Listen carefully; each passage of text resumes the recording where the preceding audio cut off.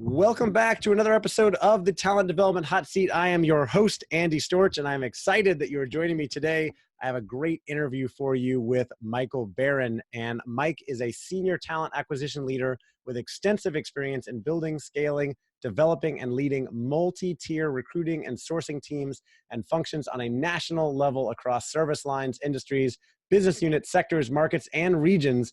Currently, Mike is the head of talent acquisition for the US and Canada at RSM, an audit, tax, and consulting firm with 43,000+ employees. And previously, Michael spent 20 years at PwC in various roles. Mike has also been focused on the development and implementation of comprehensive, innovative recruiting and sourcing strategies, in addition to driving and assessing operational effectiveness and excellence. Mike's passion for brand building and the pursuit of technological innovation help his teams gain a competitive advantage in the talent acquisition market and broaden networks of talent. And I'm excited to get into some of those topics today. Mike, welcome to the Talent Development Hot Seat. Thanks, Andy. It's great to be here with you today. Yeah, so great to have you on. Of course, we got introduced by Sarah McEnany from PwC, who was on several weeks, months, episodes back. And has been one of the most popular episodes, all about how she's been future-proofing the business over there. And I've gotten a chance to get to know her very well. So kind. And you and I were talking about her and how she was so kind to you when you worked with her. And of course, when you made the transition over to RSM about 9 months ago or so at this point, right? Little over 9. You got it. Cool. Well, I want to get into some of those topics, especially scaling talent acquisition, embracing, innovation and technology in that space, and developing a real competitive advantage. This podcast has been primarily about talent development. It's even in the name.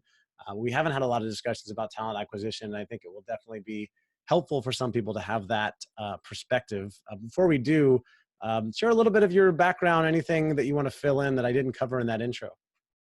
You did a pretty good and extensive job. I will share with you again, 23 years of experience in talent acquisition. I cut my teeth in the agency environment way back when, after I graduated from college, and just loved every minute of what I was doing, and worked my way progressively into the corporate world. I started my corporate recruiting career at KPMG. Was there for about a year before I went to PwC. And when I joined PwC, my career really took off. Very fortunate to have had some great mentors, and a lot of great guidance over there over the course of time. And the opportunity came for me to take the next step in my career about a year ago, as RSM called to ask me if I'd be interested in listening to an opportunity to join the firm as the head of talent acquisition for the US and Canada.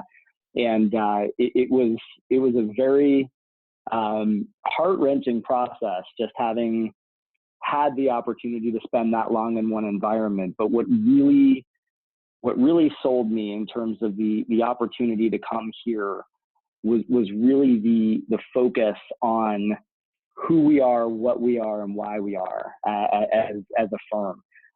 The opportunity to join an organization that is so focused and consistent in terms of the message relative to being the premier provider of services to the middle market in the world, with a true focus on our values and our culture, and the consistency of the message that was delivered to me from every single person I spoke with, along with the opportunity to really come bet on myself and take all of the things that I had learned in my career at PwC over here. It was just too good to turn down. And I've enjoyed every minute since I've been here, haven't looked back, and excited to be talking to you about it today. Very cool. Well, I'm going to put you on the spot a little bit here, because it sounds like they made a strong push to bring you over to RSM as the person they wanted to be leading talent acquisition there, especially as the company grows, being in a pretty big growth phase, I think. What was it about you that made them really want you in this role? What do you bring to that that's going to help RSM scale in the future? Well, this is the talent development hot seat, right? So putting me on the spot is pretty appropriate. Right. I think that what it ultimately came down to was one, passion, right? There are these intangibles that you really can bring to the table relative to what people want to be able to see. So, technical ability from a recruiting perspective, from a leadership perspective, all important. But I think I am a very passionate person when it comes to the ability to be able to acquire talent and do it in a way that is scalable, as you shared, and do it in a way that will help for firms, organizations grow and develop. And I think the plan that I had, that I brought to the table around being able to enhance our function, and we have an amazing team. This is a team that has impressed me from the very beginning, Andy, in terms of the way they care about the firm, the way our recruiters, our recruiting coordinators, every single person on our team from the leadership level across the organization care about one another. That was already there. This was an opportunity to help take an organization and a firm from a TA perspective to another place, right? I wouldn't even say another level, just to another place. To be able to enhance and focus on building out opportunities for us to be able to drive incredible focus around operations and strategy, to be able to continue to grow in areas like our consulting practice, which is exponentially growing right now across our tax practice, across our audit practice, and of course, from an internal perspective as well, all the people we need to continue to bring in to support the growth across the organization. How has talent acquisition changed? You've been in this for over 20 years now. How has talent acquisition changed in that time? I remember many, many years ago, literally putting in this thing called phone desk, right, into a computer and pulling up a list of names of people who we would have to dial for dollars, right, to be able to find. There was no LinkedIn, right? We really didn't have the ability to drive a recruitment marketing platform. No LinkedIn. We didn't have. I don't know how I could survive without that. Crazy. Right? It's really incredible when you think about it. It was really phone based, right? I mean, that's what it came down to. But I will tell you, I cut my teeth on that and through that, and really learned the value of building and developing relationships. And that was critical, because that today is no different from the way that it was back then. What has changed is the way that we're able to now interact, engage with, identify, and pursue talent, right? To be able to really share in a much broader based way than picking up the phone and having a one-off conversation with somebody, all of the great information about the organization, about the firm, about different elements of growth and development that we're focused on. About our values and about everything that we need people in the market to know in order to be interested in us as a firm and the different lines of business that we support. Yeah, I like that. I mean, so certainly the technology has changed things a lot, but relationships, as you said, are still really important. And I want to ask you about that. I'm obviously, well, I don't know if it's obvious, but I'm big about relationships and networking. I noticed since we got introduced by Sarah, since the first email, you have been so incredibly nice at every step of the way. And even when we got on today, of course, we hit it off right away. We're laughing, we're joking about different things. And, you're in my mind, at least a big company, big firm executive. So I don't always see that, but you're very friendly and obviously take relationships very seriously. Tell me more about your philosophy on that. Relationships are the backbone, they're the foundation of everything you do, right? I mean, you think about the fact that, we just talked about everything has changed in terms of technology and the approach to be able to identify, pursue, acquire, stay connected with people, right? But those relationships are and will forever be at the core of everything that you do. And if you don't develop good, positive, meaningful, impactful relationships, you become transactional.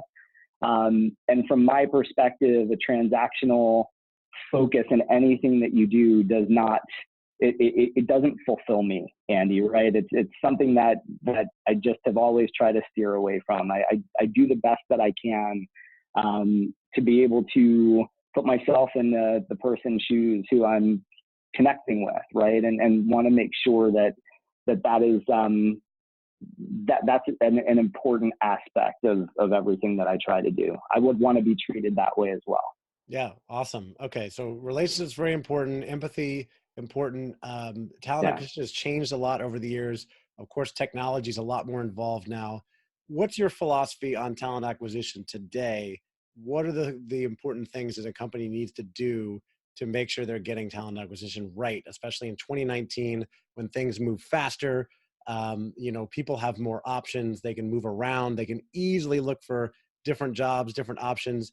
And from what I understand, I haven't known of as much experience in the talent acquisition space, but just like with anything else, we have higher expectations in terms of how fast things move, right? People are not willing to wait 3 weeks or 4 weeks to hear back on a job application. So, what does your philosophy look like on talent acquisition today?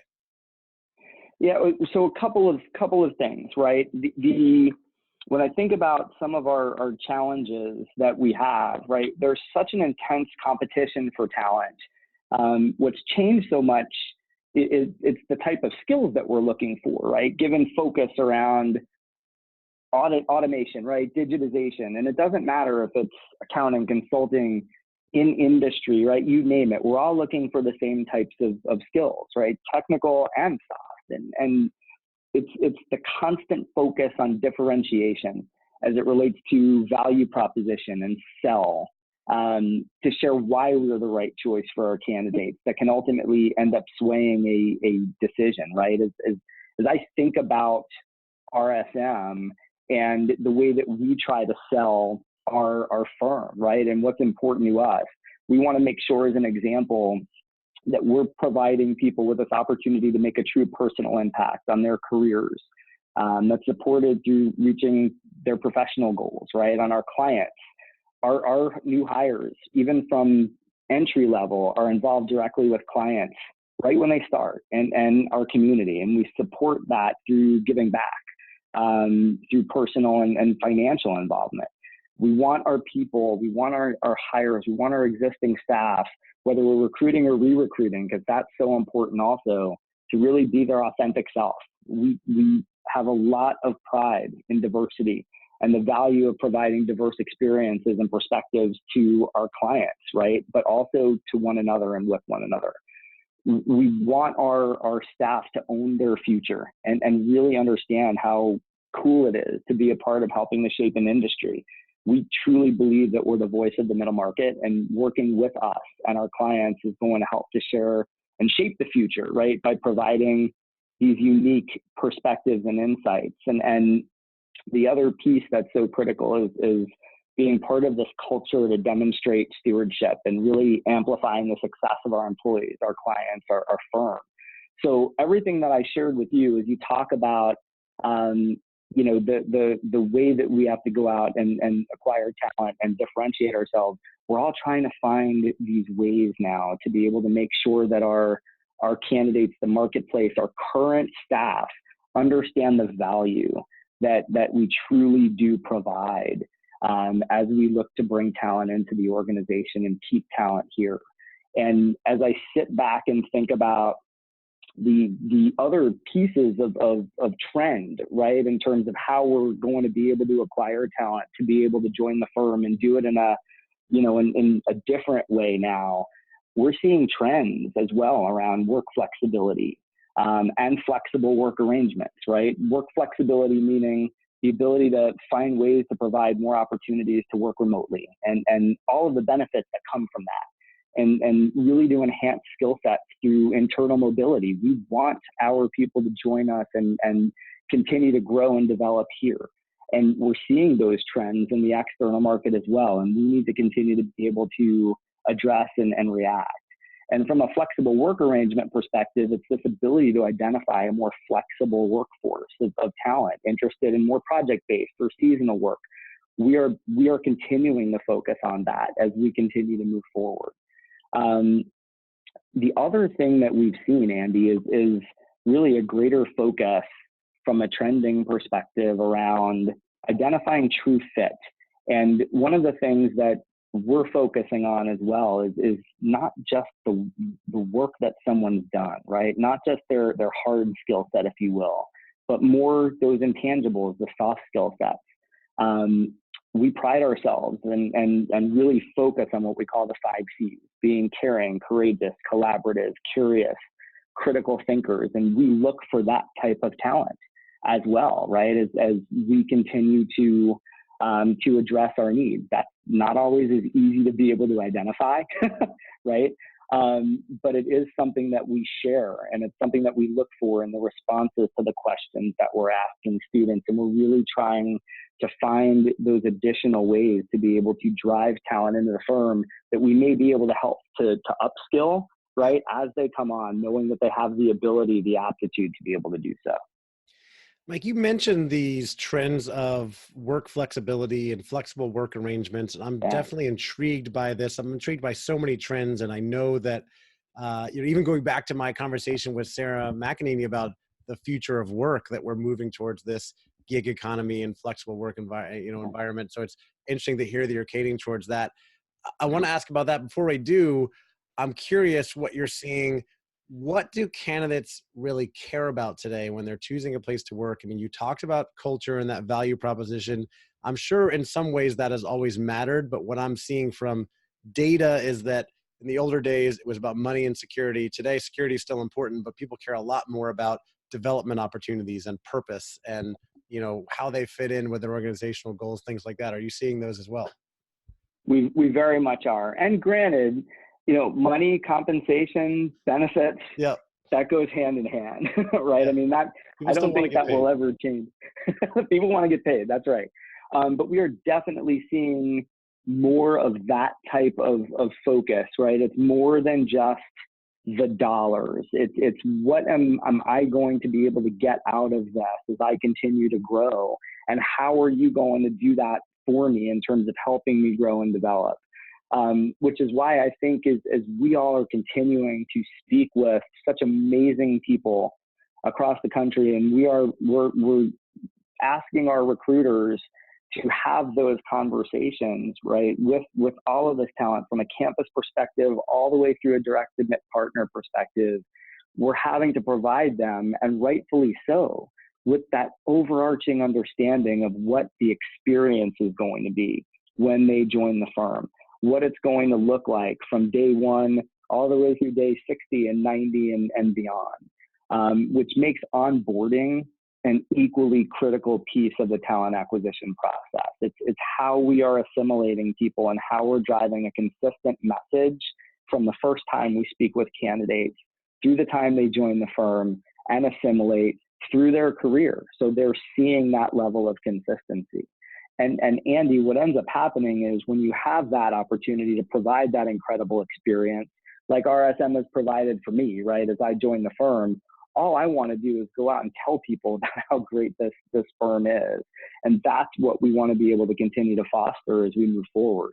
That ability to drive referrals into our organization it's just critical. And it's only going to come if people are not content, but excited and enthusiastic about the experience they're having with us. Yeah, absolutely. I mean, you've got to cater to what they care about. And speaking of that, going back to what we were talking about before, this work flexibility, and as I mentioned, it's moving towards more of a gig economy. And sometimes people talk about that. They're talking about, oh, everybody's going to be a contractor floating around doing gigs. And I don't think that's necessarily going to be the case. We're still going to have plenty of big, multinational companies and big firms, but I'm hearing more companies and more people talk about doing project-based work.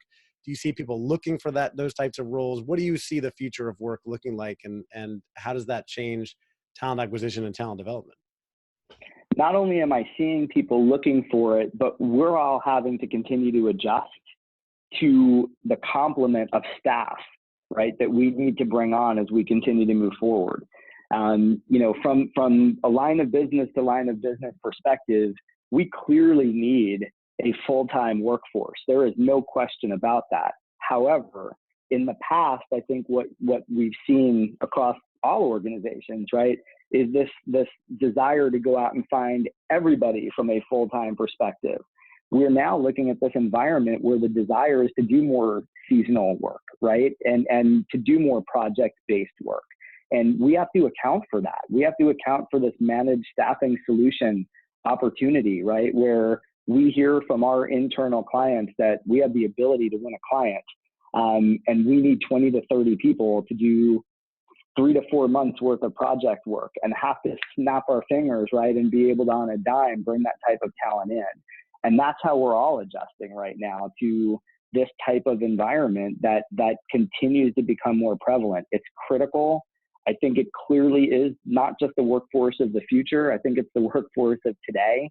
And the more we are adjusting and acclimating to that, the more we're going to be able to continue to keep our clients happy, and the more we're going to continue to drive the scalable and diverse model of talent that we bring into the firm.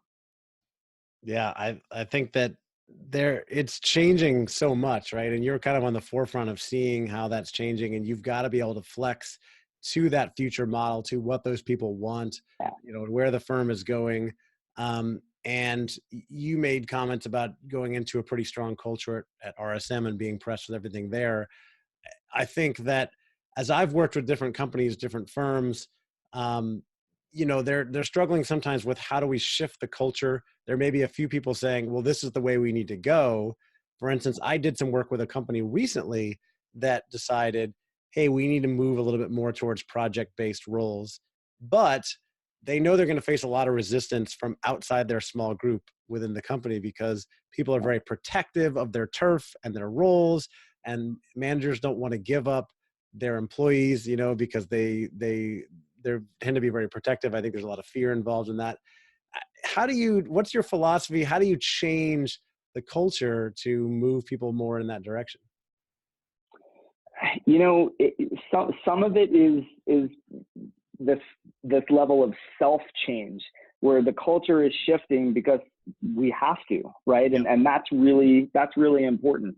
The other way that you have to do it is through influence, right? And the recognition of what is happening in the external market, what is happening in terms of either people coming to us saying, this is what I want, and if you're going to want me, you're going to need to do it in a way that is going to work for me, right? And recognizing the opportunities internally to be able to address that. Because that's where, when you don't make the change, right? Or when you don't have that influence to be able to make that happen, you start to lose out to the competition, because everybody is trying to adjust right now on a dime to be able to make that happen. So it's a matter of really being able to show what's happening in the market. Hope that there's that internal recognition as well, which we know there is here. As you think about what we've done from an overarching just technology experience center that we've built, right? This is all focused on this workforce of the future and how we're going to best be able to serve our clients, and who we're best going to be able to serve our clients with. So it's continuing to be able to address those trends, those changes, continue to drive that influence internally when you do kind of run up against some kind of resistance. But I think it's becoming less and less, right, as we're all acknowledging what we have to do to stay ahead of the game. Yeah, and some people will be willing to change, and some people could be leading the change, and some people are going to be resistant to change, and they may need to go find a different place to work if they don't fit into that culture and what the company's building, right? That's exactly right. And it takes some time. You want to be able to make sure that you're giving everyone an opportunity to hop on the bus with you, right? But eventually there comes that point in time as well where the bus is leaving the station, and you have to make that decision. Yeah. Mike, in your bio or your notes that you sent to me, you said your passion for brand building and pursuit of technological innovation, and that definitely intrigued me. Tell me a little bit more about what that means. What is your passion for brand building? And then, of course, the technological innovation I'm intrigued by as well. Yeah, I feel like from a TA perspective, we represent an entire firm, an entire organization. And that means that we are the brand right, of our firm as we go out in the marketplace to try to find talent. We need to make sure that we're doing everything that we can to position ourselves in a way where the external market understands the significant growth, as an example, that we have within each of our lines of business, that we're sharing that in a way that is compelling. We're targeting specific sets of skills through, as an example, recruitment marketing, which is another, this is not a trend today. This was a trend a few years ago that continues to evolve as we move forward. But it's a strategic way to be able to target specific sets of skills, right? That we want to make sure are in the know in terms of what it is that we're doing and how we're doing it and how they can fit into this environment. So it's the utilization of technology to be able to continue to build that presence, that extensive market presence that we want everybody to see and feel and know about us. And we're not the only ones doing this, right? So again, it goes back to who does it the best, who is the smartest, not always the fastest, right? But who may be the smartest in terms of the way that we're targeting to try to drive a compelling message forward. Okay, can you give me a couple examples? Who is doing it the best, and what are some things that the best out there are doing to leverage technology and target those the critical skills they're looking for? I'd love to say we're doing it the best.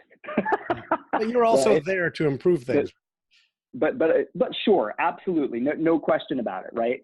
And we do have some work to be able to do. So, from my perspective, the firms, the organizations that utilize recruitment marketing platforms to their fullest, right?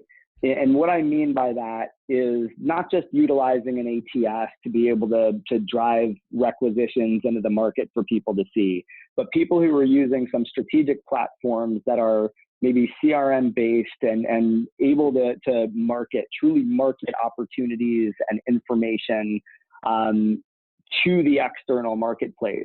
The ones who are using social media to their best possible advantage. It's the recruiters who are constantly engaged in the market. And I do think we do a fantastic job of this, by the way, to be able to continue to share that consistent message with everyone they speak with that people are seeing and feeling from a technology perspective, from a recruitment marketing perspective. It's pulling it all together. You can't just have one element and not the other, right? It's the ones who are kind of really aligning the technology, the marketing, the discussions, being able to understand very quickly what the skill sets are from a workforce of the future perspective and aligning them with the needs and aligning the candidates and the people they're speaking with in the market with those needs as well. Those are the organizations that are doing it the best right now. And ultimately, I think we have an amazing opportunity here to be able to very quickly put ourselves into a position through some of these platforms and through some of the technology we're utilizing today to be able to be right there with the people we're competing against for this talent in the market. Right. Okay. So you mentioned a lot of there's technology platforms, CRMs, software, things that companies can use. You also mentioned social media, and I'm intrigued by that because I am a big fan of social media. I use social media a lot to build my own personal brand. I'm on LinkedIn all the time, as well as Instagram and Facebook, and build relationships that way. But I'm building my own personal brand, using it a little bit for sales. I don't know the talent acquisition recruiting side of things. How are the best companies leveraging social media in 2019 to build their own brand and recruit great talent? Well, there are a couple of things, right? You can use social media today to, one, drive your positions, right, through a number of different platforms. We're linking to landing pages as an example for specific needs and specific skill sets with blown out levels of information for people to be able to truly understand not only what the needs are, but what the pieces of the organization that have those needs are doing to be able to drive an additional value proposition, right? It's taking information and being able to use it to your advantage. And I'll give you an example in terms of what we did just about a month and a half ago. We did an Instagram takeover in preparation for what we call Pathways, which is our externship program. We hold 33 of them across the country.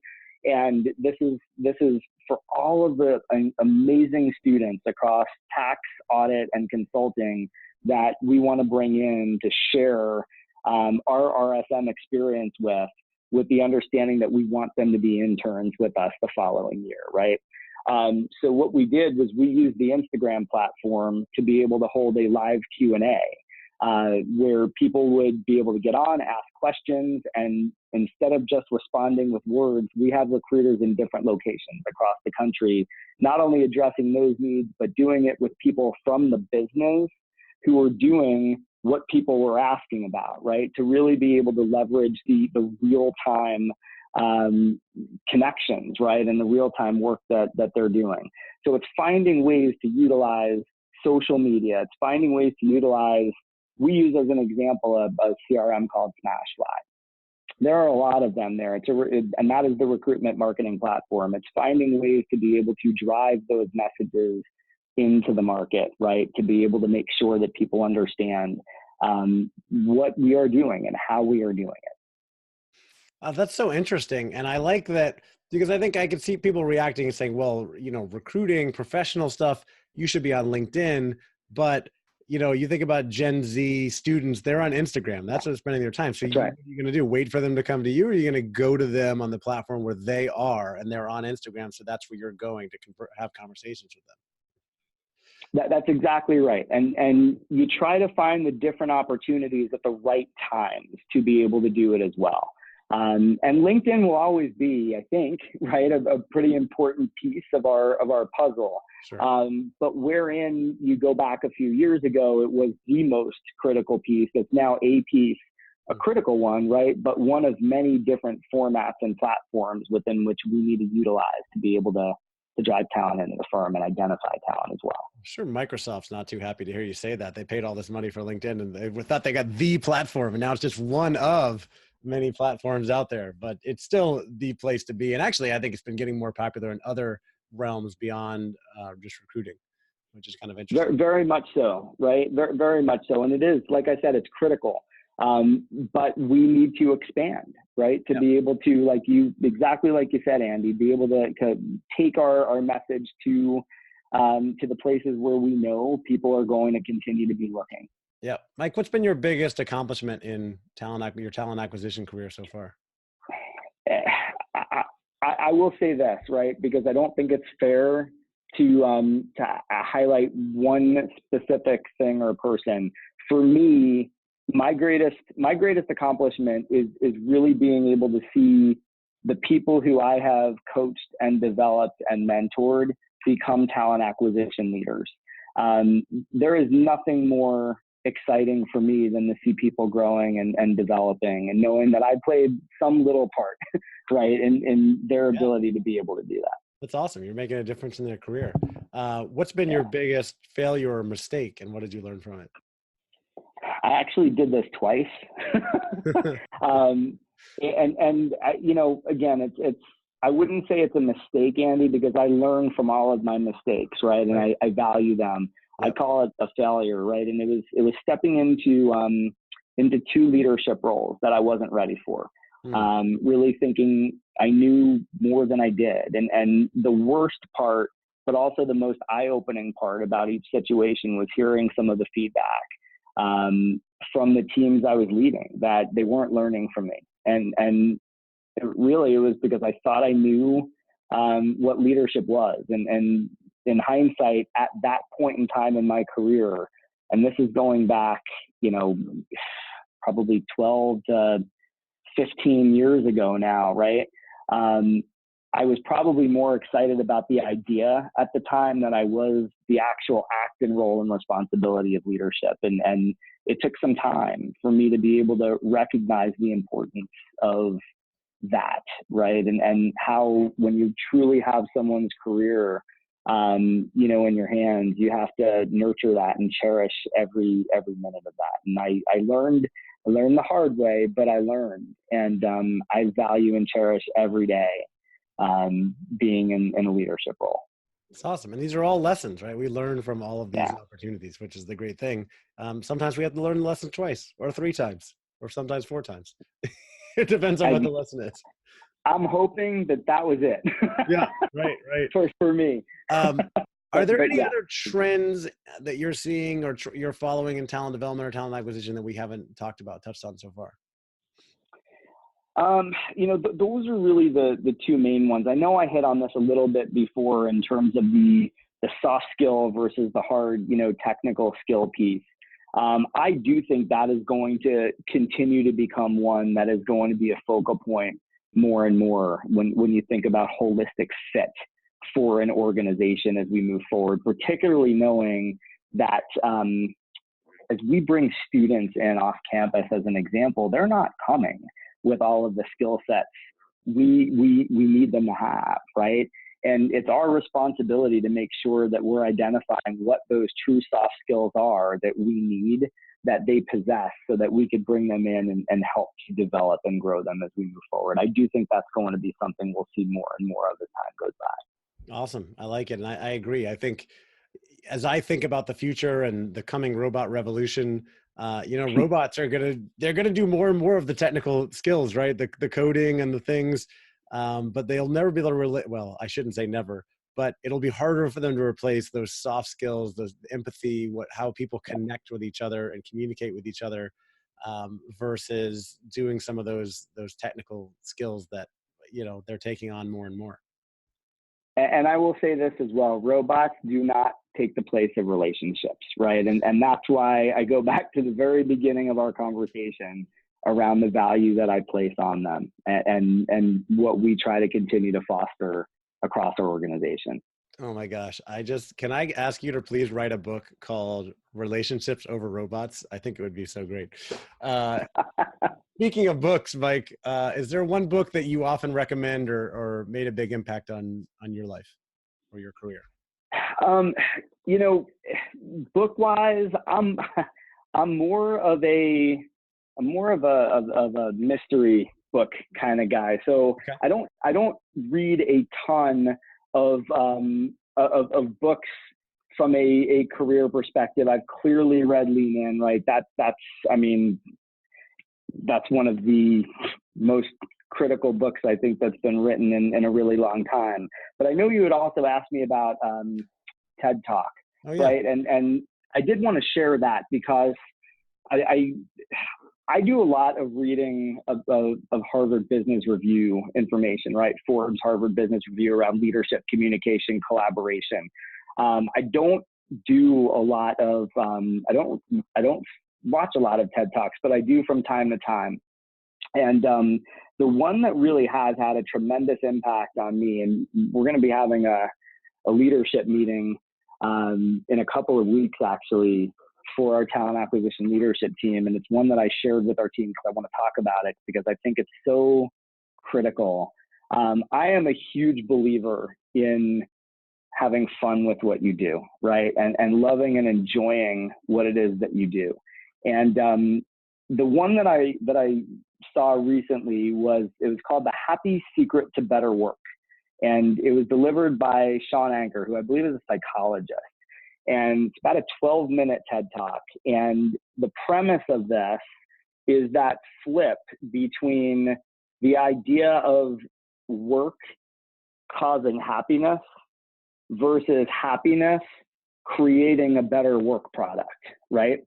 So in other words, if you enjoy what you do, if you're happy in your work environment, if you put a lot of the things that you might, be complaining about or worrying about or concerned about aside, and you just enjoy life and you enjoy what it is that you're doing, you're going to see a far better work product than you are if you're going to rely on work to drive your happiness. That was really impactful for me because that is exactly the type of culture and environment that I want to be able to drive within our talent acquisition organization. It's really relevant, and it's something that I would encourage everybody to take a look at. I love it. Anybody who knows me or interacts with me knows that I like to bring energy and fun and happiness to everything I do, inject it into my work, into my client work. I only want to work with clients who like to have fun. If they don't like to have fun, we're probably not a good match. And I like to interview guests who like to have fun too. And you've had a big smile on your face almost the entire interview. So I value that. Mike, last question for you. For Yeah. anyone out there in talent development or talent acquisition looking for ways to accelerate their careers and be prepared for that next level, what's one more piece of advice you would give?